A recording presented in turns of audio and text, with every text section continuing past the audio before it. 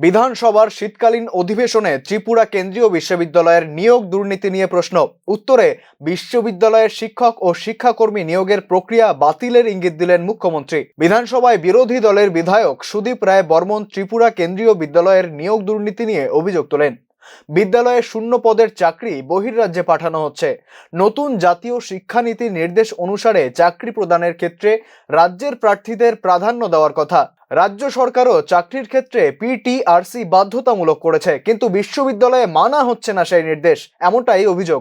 যার ফলে রাজ্যের সাধারণ শ্রেণীর বেকারদের সমস্যায় পড়তে হচ্ছে। 2018 সালে নিয়োগ প্রক্রিয়া শুরু হলেও তা মাঝপথে বন্ধ হয়ে যায়। 2021 সালে নিয়োগের জন্য পুনরায় বিজ্ঞাপন করা হয়।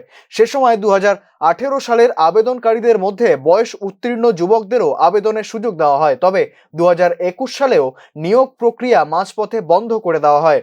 2023 সালে আবার নতুন করে নিয়োগ প্রক্রিয়া শুরু হলেও 2018 এবং 21 সালের আবেদনকারী বয়স উত্তীর্ণ প্রার্থীদের আবেদনের সুযোগ দেওয়া হয়নি। পাশাপাশি 2023 সালে কলেজ ডেভেলপমেন্ট কাউন্সিল অধিকর্তা পদটি রাখা হয়নি।